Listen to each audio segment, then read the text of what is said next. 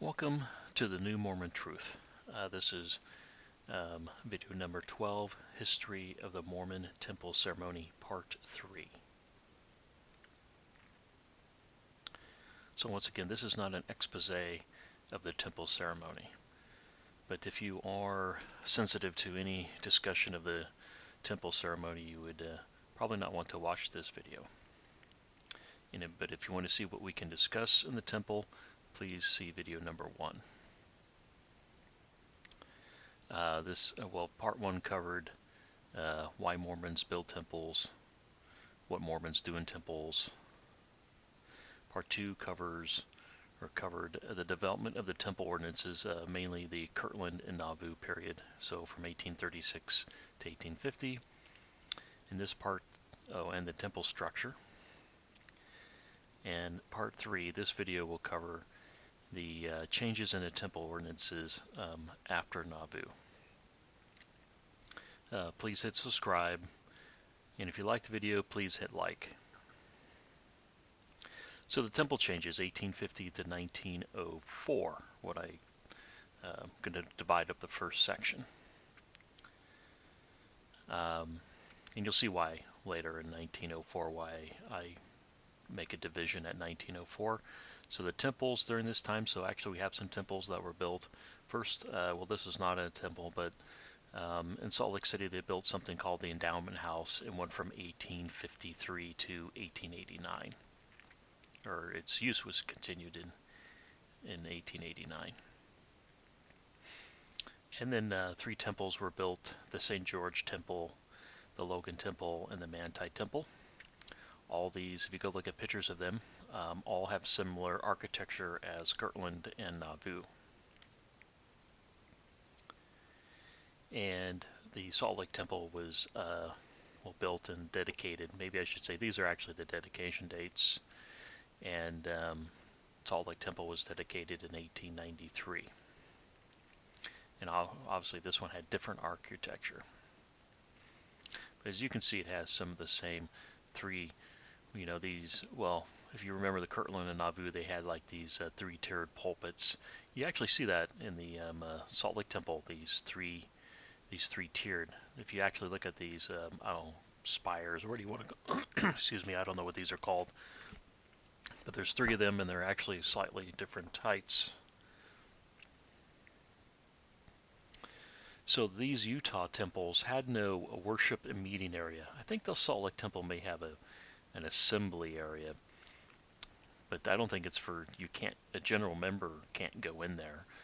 So, but these Utah temples had no worship and meeting area. Remember the Kirtland and Nauvoo temples on the first floor had these sort of worship gathering floor, and then they had a second floor, and then an attic. So as you can see, the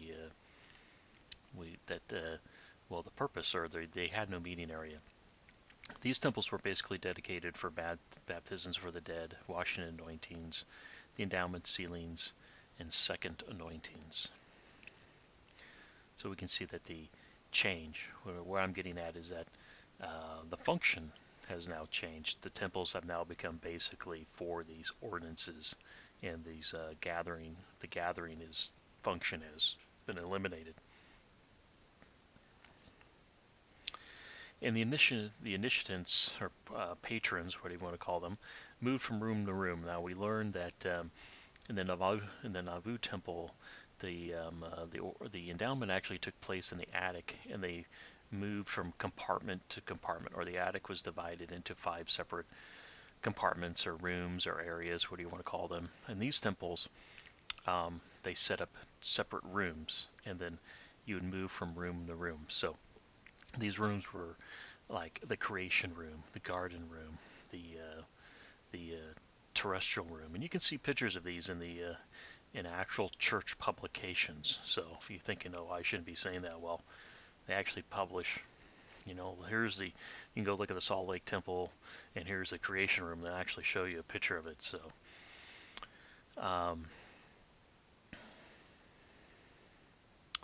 so from 1850 to, this should be 1904, there were actually minimal changes to the endowment ceremony. But some of the changes are, once again, I have all my references here. You can go look them up at the end. Don't trust me. Go look up my references. Probably the biggest one, it's the reason I listed first, is the Adam God doctrine. This is a doctrine that basically said Adam was God the Father. And I also believe that Eve was the mother of the spirit children that come to this world. So it's known as the Adam God doctrine. Was at a 30-minute lecture at the Veil was added. So this doctrine was added, and then it was deleted sometime after Young's death. Now, Brigham Young is basically credited for the Adam God doctrine. If you read up on it, um,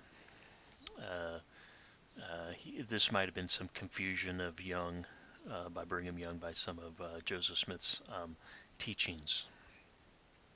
But apparently, LDS apologists will say it was never taught or was only mentioned, but I think the evidence is pretty clear that Young taught it. So, this doctrine was added to the temple and then removed during Brigham Young's lead while he was the leader of the church. In the 1850s, now temple workers represent Adam, Eve, and the Christian ministers. In 1857, now a husband conducts his wife through the veil. So I think I mentioned earlier that at the end of the endowment, you pass through a veil into the celestial room, which represents the presence of God. And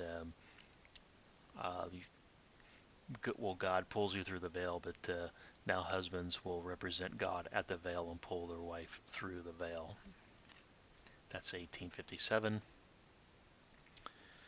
Not really a change, but just a historical note that the first endowment for the dead, they've been doing baptisms for the dead in the 1840s.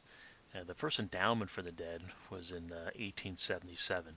Now you can imagine, I'm going to say, of course in the 1840s and probably 1850s, people were trying to get it just for themselves because there wasn't, I'd say, a huge availability. But now they got all these temples, they can start doing them for the dead. Just a historical note. And then in 1894, they actually end what are called dynastic sealings. In the church today, you talk about just a man and woman getting sealed together and the children being sealed to the family and you're sealed to your parents. Well, in the early days, men and women were actually sealed as children to prominent church leaders. That was called dynastic sealing, and that practice ended in 1894.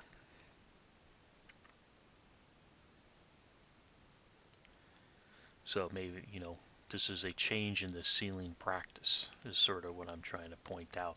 A lot of the changes I mentioned are probably going to be in the washing and anointings, and we really don't see too many changes in the sealing practice, but here is a change in the sealing practice. And sometime in the 1800s, not too sure when, women veiled while making their covenants. I don't really go into covenants. I know the first video talked about, I believe there's 6 or 7 covenants in the temple, and if you watch the first video, the church actually mentions 4 of them. So remember my comment of the first video was, I remember my bishop asking me if I kept my temple covenants, and I started repeating them, and he stopped me saying, "Oh, those are sacred." So, but 4 of them apparently are right there in the text that the church publishes.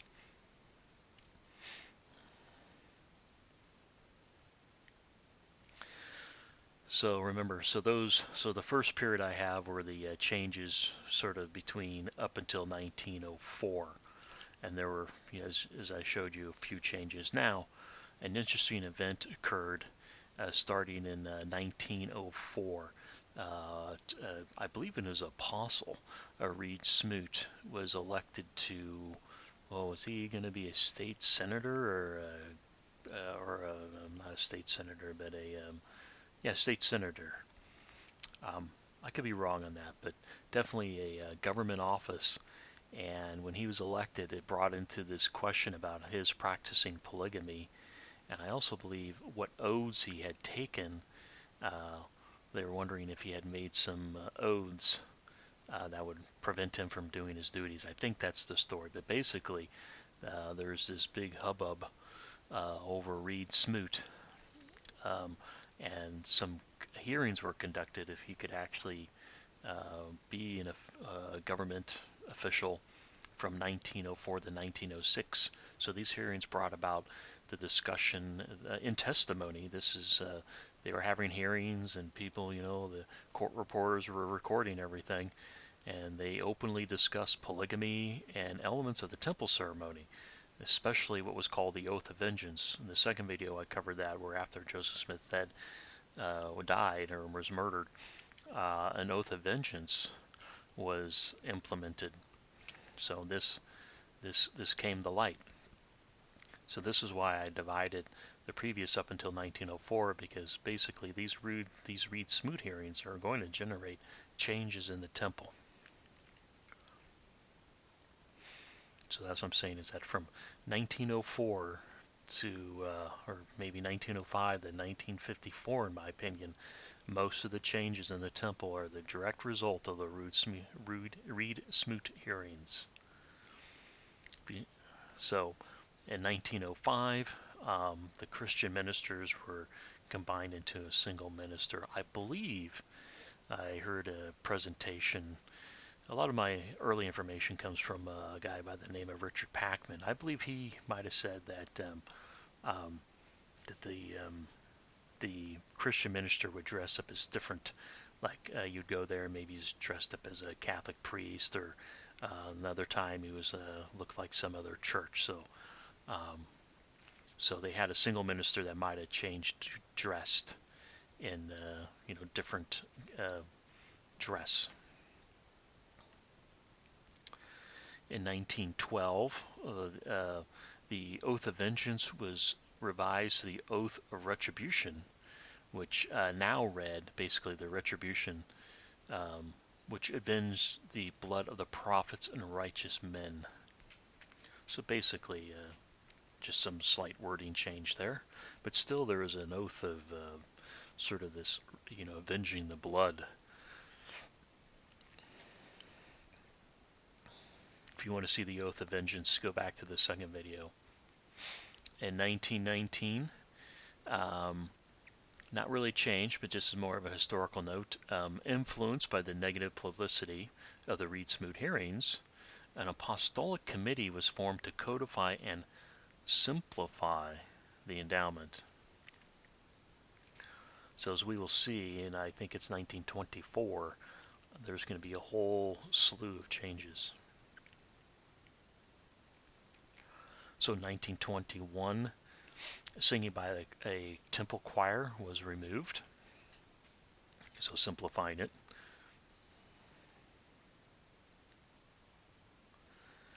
In 1924, the oath of retribution was removed, so no more avenging the blood of the prophets and righteous men, or no more avenging at all, or avenging blood.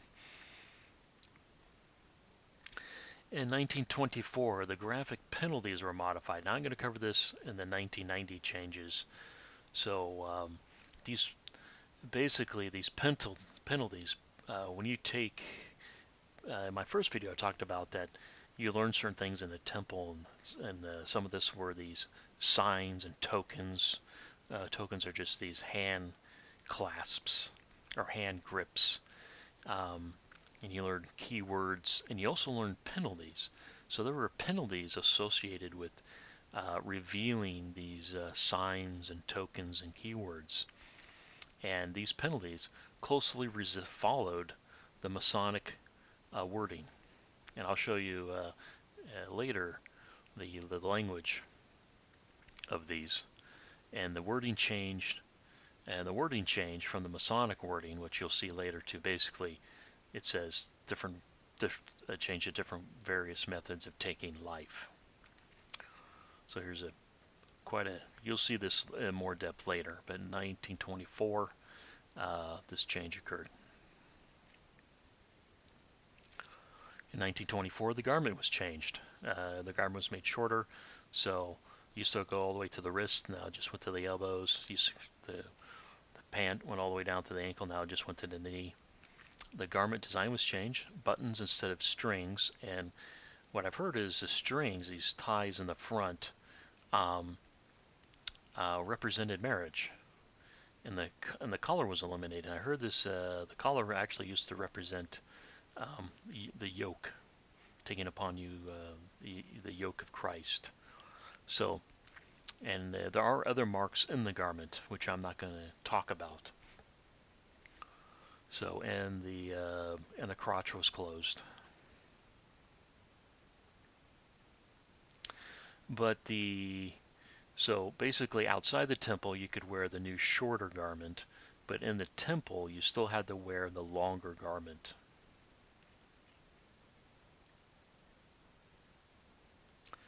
In 1924, you had to now obey the word of wisdom to go to the temple.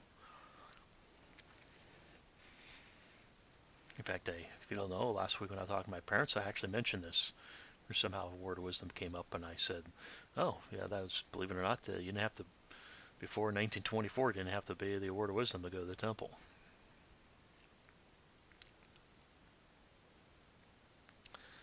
In the 1920s, probably 1924, the washing anointings were changed. So the washing used to be a complete body washing. Now it basically consisted of like a dribbling of the hose over vital areas. I won't mention what they are, but you can go look this up. There were vital areas that were sort of washed by this dribbling. You still got wet and had to towel off. That's been described by someone who went in 1954 that after you were washed with this dribbling hose that you had to towel off. And the anointing, which used to be, I believe, changed from the oil pouring over the head just to dabbing of the vital areas. And once again, this person went through in 1952 is described that he had to towel off the excess oil. Like I said, probably change occurred in the 1924, because we know that the tubs, so people used to have get in these tubs, remember, and be washed. And there were tubs, and you can actually see photographs of the tubs in Salt Lake Temple. Those were removed in the 1930s, so we know that the change occurred before the tubs were removed. The shield. Was introduced. Now, what the shield is basically, used to be nude in the washing anointing. They instituted this thing called a shield. It's basically like some people described it as a poncho with the open sides. So I've heard someone describe it as like a long table runner with a hole in the middle. Basically, you have a place where you can put your head through, and this sheet drops over your, front and back, but it's open at the sides. And the reason it's open at the sides is that way they can reach the vital areas that they're hosing off or dabbing with oil. But basically, this provided some modesty in the temple, so you weren't completely naked. This change probably occurred in 1924, but according to the article I read, it definitely because the reference they found from someone who wrote about it, or some instruction, can be dated between 1923 and 1931. So they know the shield was instituted between those two dates. And I'm going to say, since there are a lot of changes around 1924, it's probably 1924. But we're uncertain. That's why I put the 1920s. So basically, washing anointing change, shield instituted.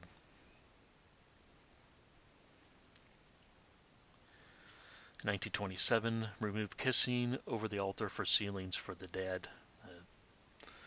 Seems logical. In the 1930s, I guess say from the 1930s, because we know that's when the tubs were removed, to 1952, somewhere between those two, because you'll see my references actually have two people I went through in 1952 and can describe what I'm going to be talking about. Is basically the wash anointing room from tubs. They're taking place in these booths, And these, since I did the booths too, they're about 4 by 4. I don't know the exact dimensions. These are just approximate. They could have been 5 by 5. I don't think 3 by 3 is way too small. They're sort of these small shower stall size booths. And what I mean by booth is that like there's a hanging curtain between them that you can just part with your hand, almost like a shower curtain. Um, and basically, they were sort of arranged, they were adjacent to each other. And what I remember is you sort of went around them in like a clockwise fashion. But basically, one booth was where you received your washing, and then you stepped through to the next booth, which was immediately just part of the curtain and moved. Then the next one, that's where they did the anointing. And then the third booth, you actually put on the garment.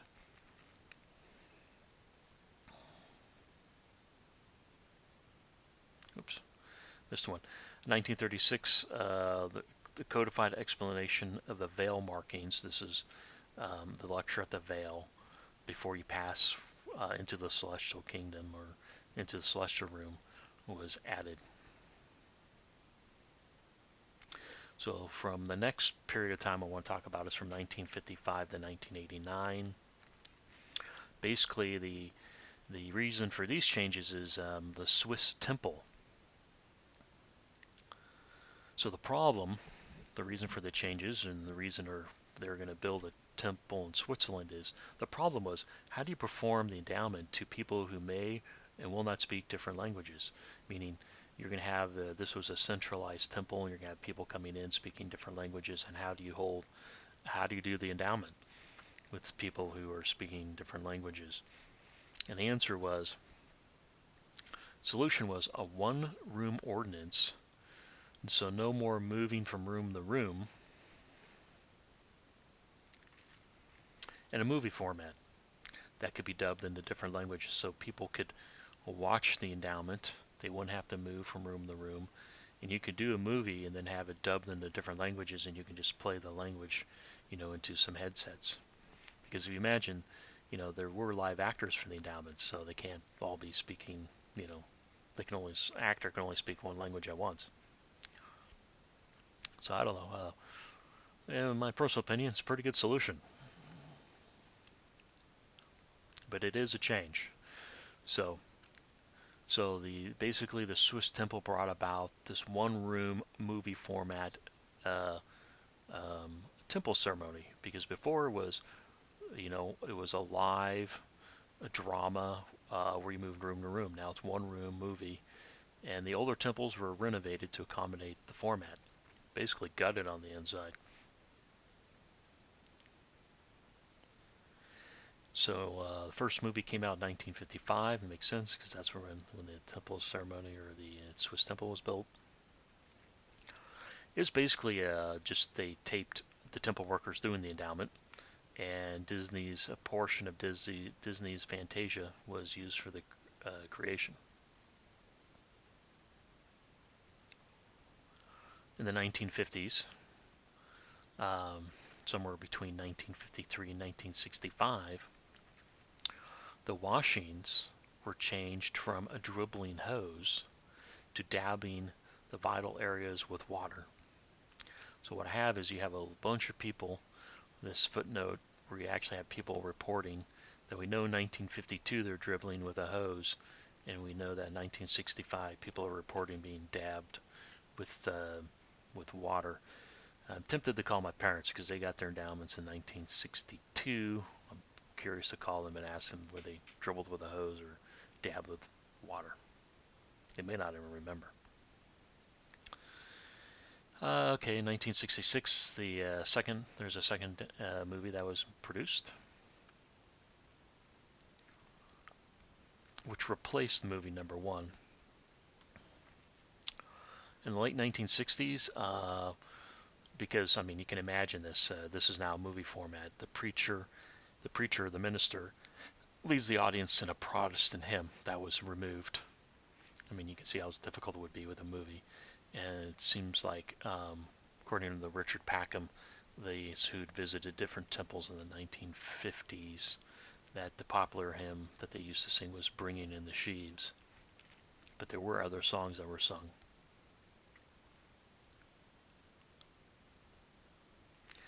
In 1971, movie number 3 was made. It was discontinued in 1990. It tried to reduce the endowment to 90 minutes. No way, it was well over 2 hours. Or it was around 2 hours, maybe 2.5 hours. It used professional amateur actors, so now you're getting, just not normal temple people doing our amateur actors. It had more elaborate scenery. So basically, the move is getting better. In 1972, Satan and the preacher. So this is a change in the temple movie because now there's no more live. Well, I guess there are. I think Manti and Salt Lake still do live endowments. So, but basically, most people are now watching in movie format. The Satan and preacher no longer set a price to preach to the audience for converts.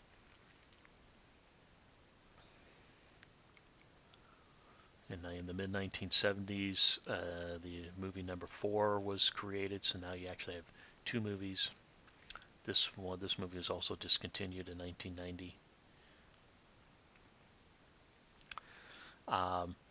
It was made for the purposes of being able to dub in this into foreign soundtracks. I think the article I read said that because some languages, it takes longer to translate, that they would actually every third frame they would repeat. So basically, they're making a film that they can do the dub in. Of course, they don't want the dubbing to look obvious.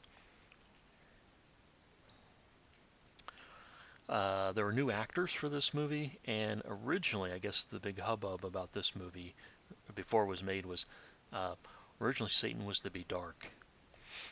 But a Caucasian actor was used after protests.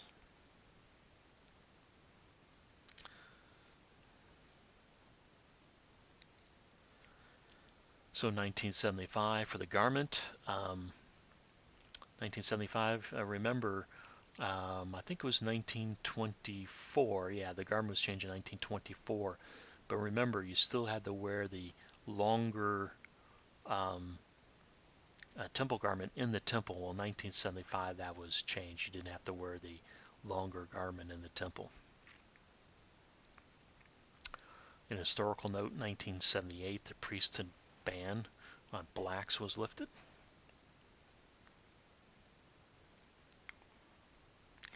The major point this is, maybe I shouldn't just skip right over this, but for African Americans or people of African American descent, the priesthood ban meant that you couldn't get the priesthood, which meant you couldn't go to the temple to get your endowment, which means you couldn't be sealed to your spouse and family. And the endowment and the sealing is considered basically an essential ordinance for salvation. So they're basically denying salvation to people of African American descent. So while this is a historical note, I could list it as a change. That now these people, these African Americans now had opportunity for, under the Mormon theology, access to salvation, which is very strange. So, of course, now church leaders this is a whole nother topic. So, but I see this with LGBT. They won't baptize LGBT children, denying them once again salvation. So the church just repeating itself with a different group of people. Very sad. So in 1979, the two-piece garment was introduced. So top and bottom. So before then it was a one-piece. Is this technically a change in the temple ceremony? That's left to debate, but it's definitely a change.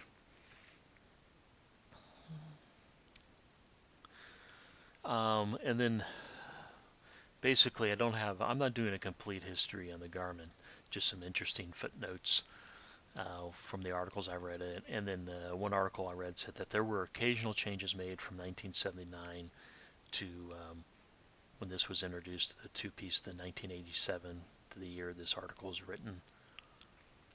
So they said occasional changes were made: lower neckline, shorter sleeves, shorter leg length.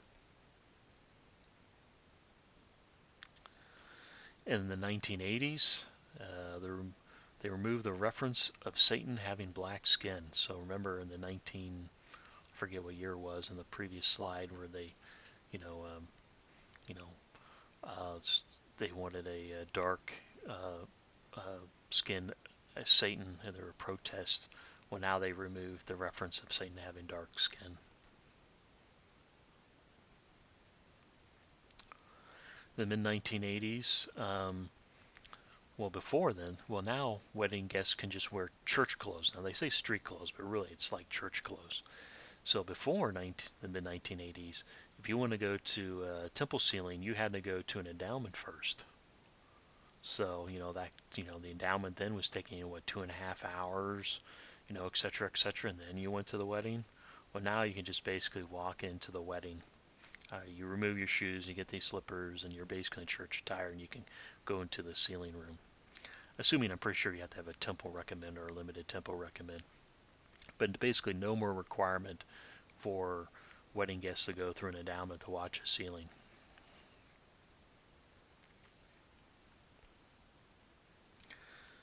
So that ends the from what was it, 1955 to 1989. Now I want to discuss there are major changes made in the 1990s. I went through in 1987, so I can definitely attest to stuff being removed or changed in the 1990, or from the pre-1990 to the 1990. So in 1990, so remember I said before the 1924 law changes in the 1920s was the result of the Reed Smoot hearings. The changes from 1955 to 1989 were the result of the Swiss temple being built. So then you have this movie format with a one-room format, or I guess before you used to move room to room, and now you just do one room. You can say two room. There's always a celestial room. But from 1990 to currently, why were there changes in 1990? Well, here's what I think. I don't know if we know exactly why, but we know that temple attendance declined in the early 1980s. According to Berger, people felt discomfort in one degree or another with elements of the temple ceremony.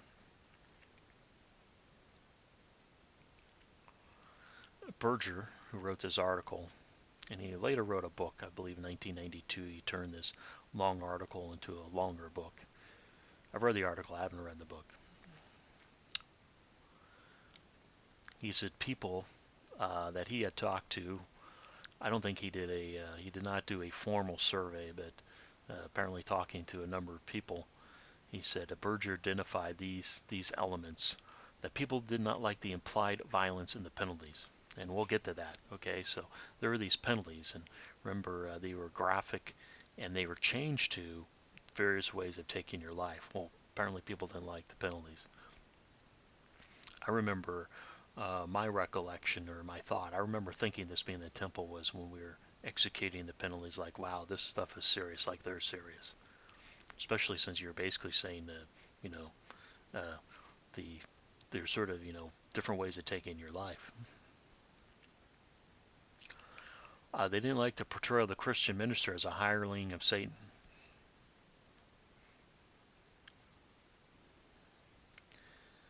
And they didn't like how women were portrayed as subservient to men in 4 different ways. Obeying their husband, that they will be a queen or priestess to their husband. This is actually said in the washing and anointing. That they have to veil their face during one portion of their ceremony. Before they were veiled while taking their the covenants. And Eve does not speak after after they are expelled from the garden. I never noticed that. I don't know how true that is anymore. but apparently Eve just this is a secondary role.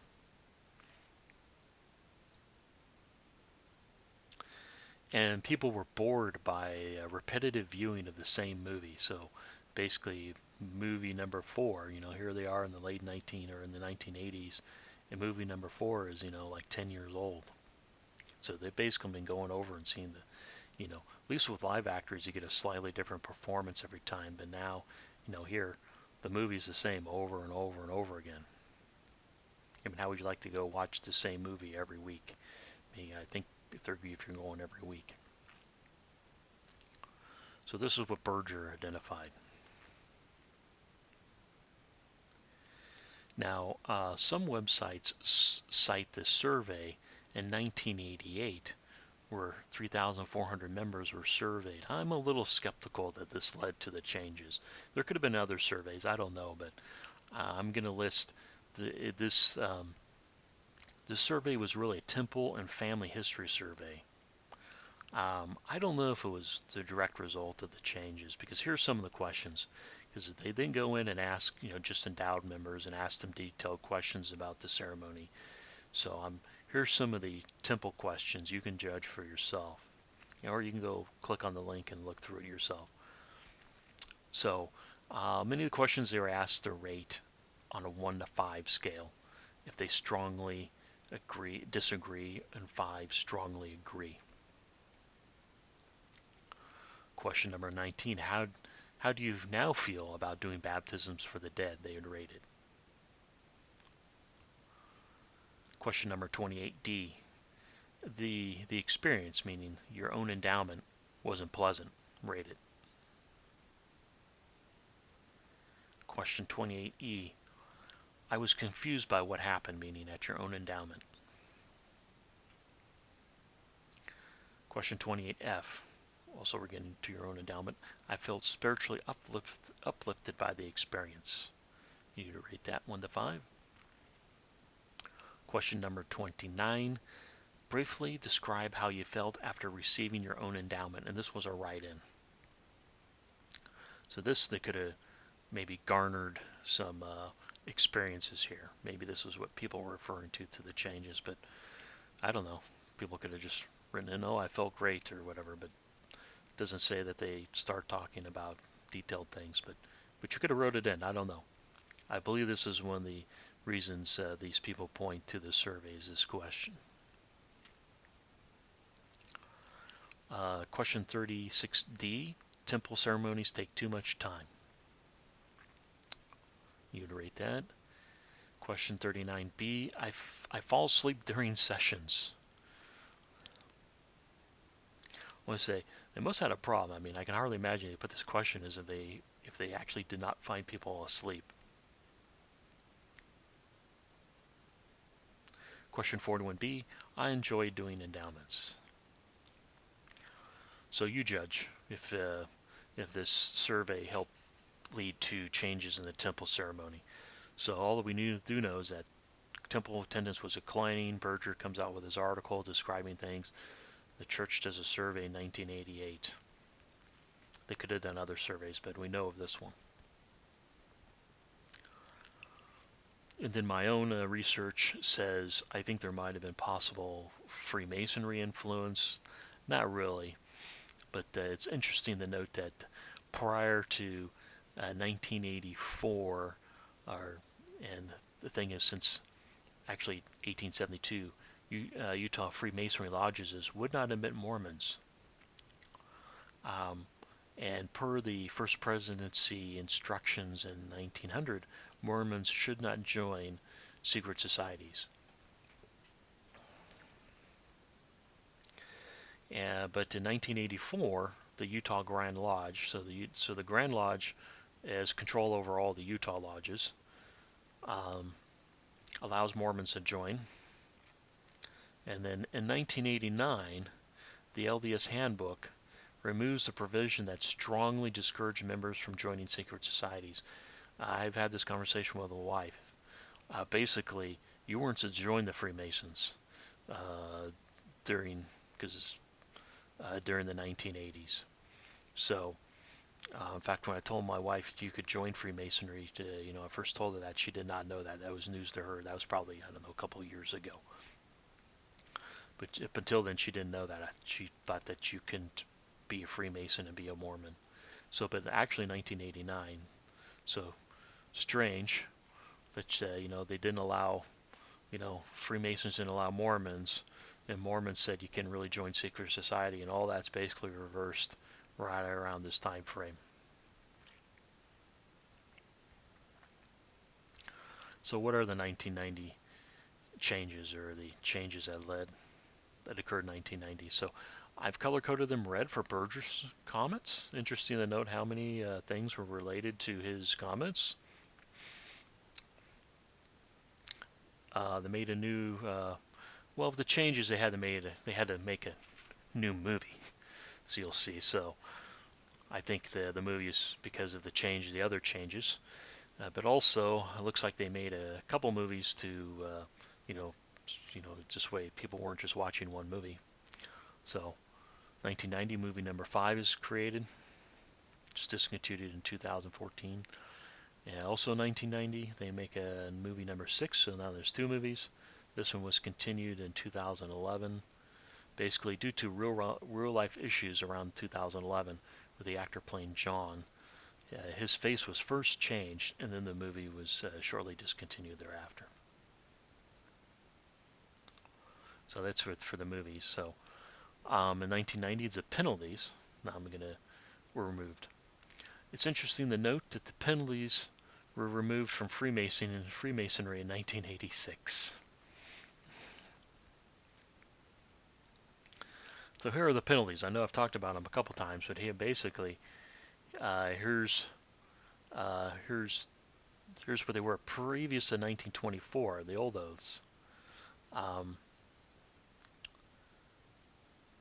It says, rather than reveal, so this is the oaths that you took, rather than reveal the token, name, sign, and penalty, there's 3 penalties that I'm going to cover here. The first one said, we agree that our throats to be cut from ear to ear and our tongues to be torn out by the roots. Yeah, remember I said graphic. Then the next penalty, so remember I said there's 3 penalties. It said basically instead of rather than revealing the token, name, and sign, we agree that have our breasts cut open and our hearts and vitals torn out from our bodies and given to the birds of the air and the beasts of the field.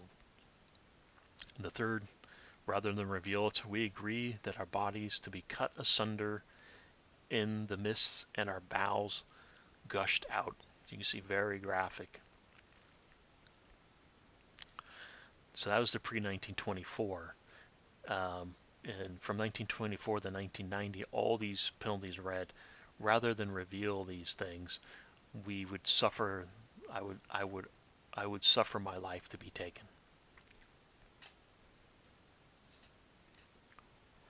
But just so you know, they didn't change they changed the wording, but they didn't change the actual. You actually made this.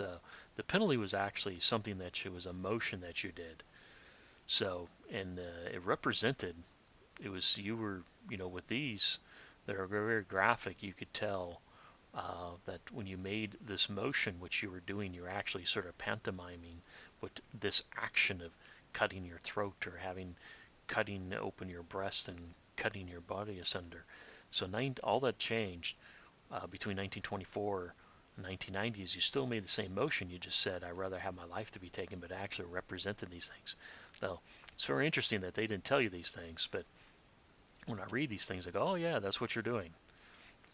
So all this was eliminated. This doesn't exist anymore. That's why I say I'm not bothered by talking about it. If it's not in the temple ceremony, how can it be an expose? It doesn't exist in a temple ceremony anymore.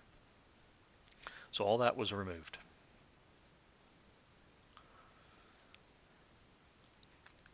Now 1990, the 5 points of fellowship. This is very Masonic.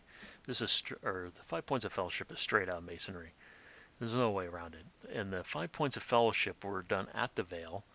I guess I say that right there, was removed. And the 5 points of fellowship are foot to foot, knee to knee, breast to breast, hand to back, mouth to ear. So you at the veil doing this 5 points of fellowship for something. I won't say what it is because it's not an expose, but basically you're at the veil and you do this 5 points of fellowship. It's gone. 1990, the Adamic language.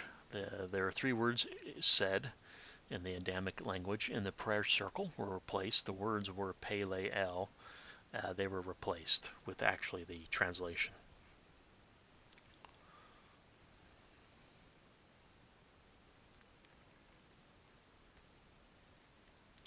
1990, the lecture of the veil was removed. Personally, I don't remember what it was. So whatever it was, it must have been brief. Now this is the more interesting one, which I'll cover more in detail.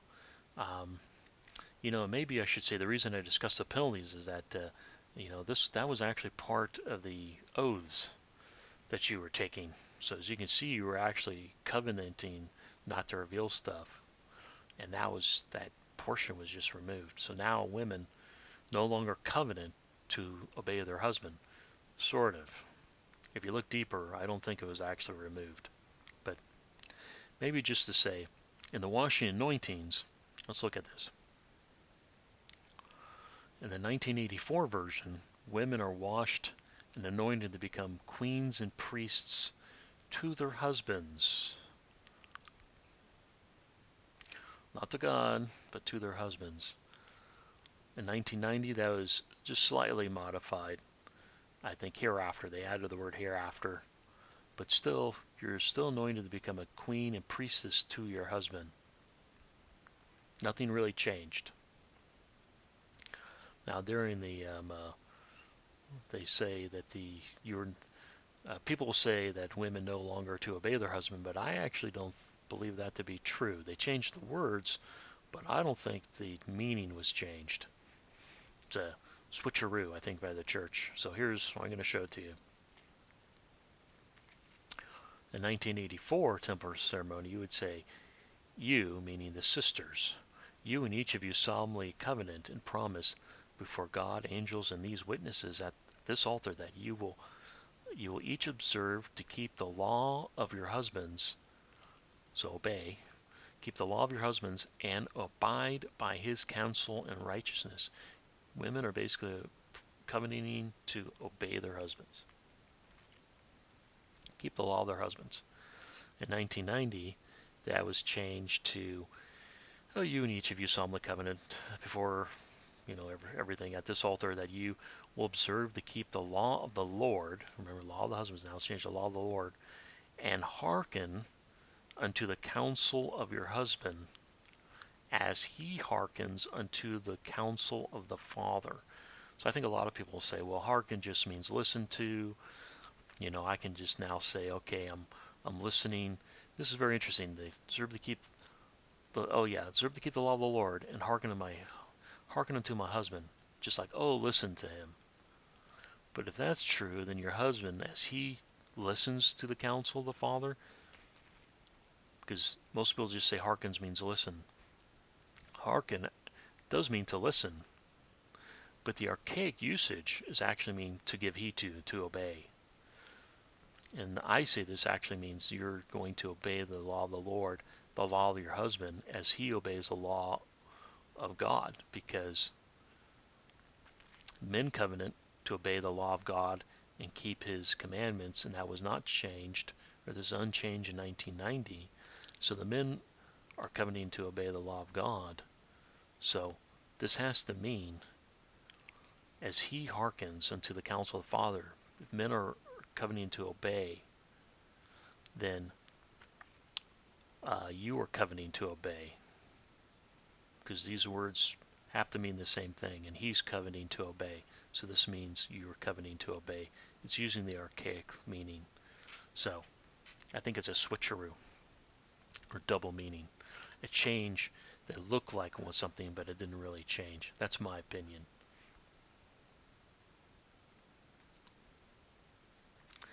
Other changes, changes to the movie. 1990, the role of the Christian minister was removed. So once again, Berger said people were uncomfortable with this. Sort of the same thing. References to Satan's popes and priests were removed. All these popes and priests were portrayed as hirelings of Satan, and people didn't like that. Seeing the reflection of other Christian churches portrayed in a negative light. Faulting Eve for the fall was removed. Once again, women didn't like this being subservient to men or their subservient role. References to Adam changed to Adam and Eve. Remember, we sort of talked about how Eve's role in the movie sort of diminished, but this is sort of making them, showing them together instead of just always going back to Adam. And orders from Elohim repeated fewer times. In the creation, Elohim, this is God, is repeating these instructions which seem to be repeated over and over again. So, once again, they said they were a sort of boredom factor. Well, just repeated less now. So those were 1990 changes. What were the changes since 1990? As you can see, there were a bunch of changes in 1990 if you look at them. The penalties, the covenants for the women, the movies, these changes, the major changes to the movie. Then in 2005, there's a change in the washing anointings. Remember beforehand, first you're fully nude, then you had this shield on when you did it, and so they would sort of dab, vital areas under the shield from somewhere between 1952 and 1965, I believe. They would just dab vital areas with water and oil. Now and you were naked under there, and you put on the garment, remember, in these booths in the third booth, so you're basically naked underneath this shield. Now patrons wear the garment under the shield, and the washing is a single wetting of water on the forehead, and the anointing is a single dab on the forehead. So no longer are you naked or washing and dabbing different areas.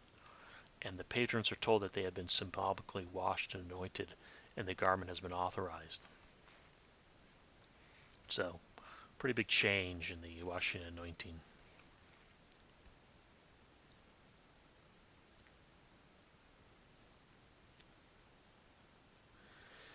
In 2008, patrons are no longer instructed to stand while making covenants. I think this was made due to a lot of the patrons are elderly, and sitting and standing, it takes time, but the elderly, getting them stand up, sit down, takes longer. In 2013, movie number 7 is made. It's 12 minutes longer to accommodate dubbing. 2014, movie number 8 comes out. Another movie comes out, movie number 9 in 2014. I actually remember this being mentioned at church, saying, "Oh, there's a new movie." And now movies 7, 8, 9 play on a rotating basis. Remember, Berger talked about seeing the same movie over and over again, boredom. Well, now you got 3 movies.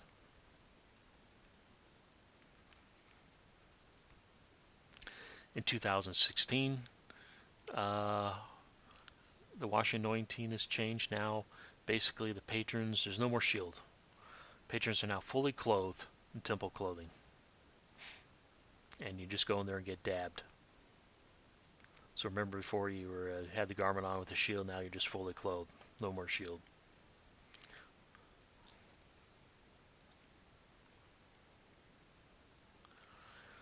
In 2017, the garment modifications were announced.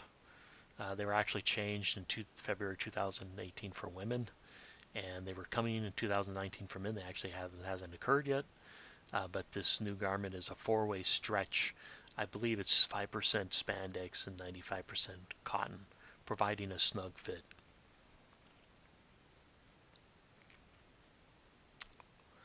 And they said these changes were based upon extensive research, cost satisfaction scores, and feedback. They say that. I was waiting for, it doesn't say anything about revelation. Oh, just research, satisfaction, and feedback. You can go look right it up in the reference, right from a church publication. 2017, there's also that the garment now says the sacred marks are printed on the inside, not stitched anymore. So basically, the first garment, they would actually cut the garment, these symbolic marks in the garment, you'd go home and sew them. And then I remember Richard Packham described in the 1950s that these were they were stitched, because he talks about the modern garments were sort of these just little embroidery marks. So if you had went through maybe the 1990s and just embroidery marks, so Richard Packham was saying that basically these are more heavily stitched, and beforehand I guess they were really stitched together. So now they're just simple printed on the inside, and they're designed to last 50 watches or 1 year of use. So now they're not even embroidery, they're just sort of printed.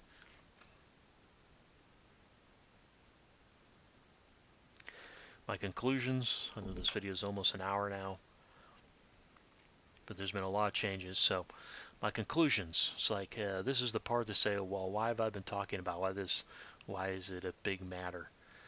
So I just want to go over the summary. Is the 1846 temple ceremony has gone, or maybe the temple ceremony has gone from a nude full body washing and anointing in a tub and an Adam and Eve drama, I should say live drama, that lasted 8 hours. I believe the source is somewhere between 6 and 9.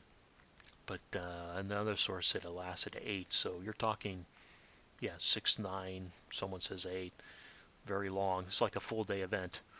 To a fully dressed dabbing on the forehead. So this is the wash anointing, and a scaled down dramas. We see all the changes that occurred have been them eliminating elements. Now, definitely the scale down occurred with the movie format. That lasts about 2 hours. So you went from an 8 hour to 2 hour. Obviously something was cut. And then one source says that the endowment in the 1950s, prior to the movie, lasted about 4 hours. Remember, there are these big changes that occurred in the 1920s, because remember there's a 1919 apostolic committee that was going to simplify the endowment. Apparently went from probably during that time frame from 8 down to 4, and then now with the movie format it's gone down to 2. Something's been cut, and all this can't be cut in the wash and anointing, right? That can't, that's not taking 2 hours.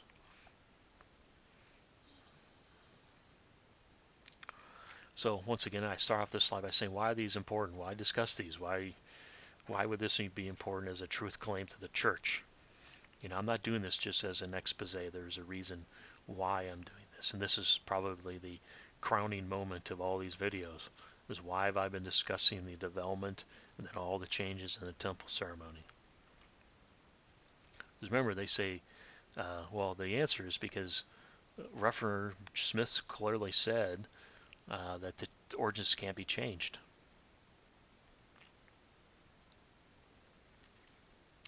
So where did he say that?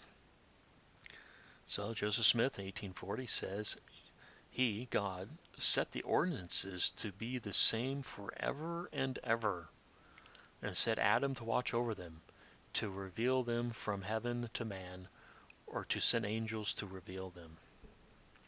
Ordinances are to be the same forever and ever. Now, of course, you talk about the baptism, the sacrament.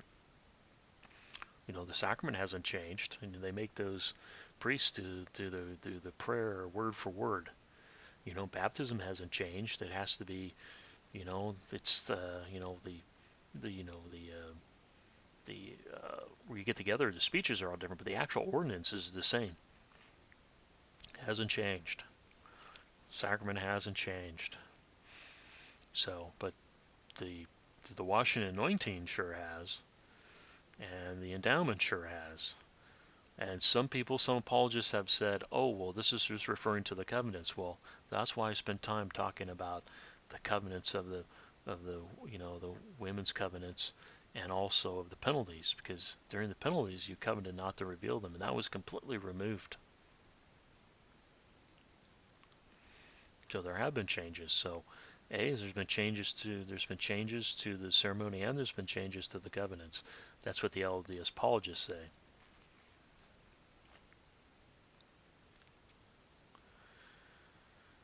Another quote by Smith.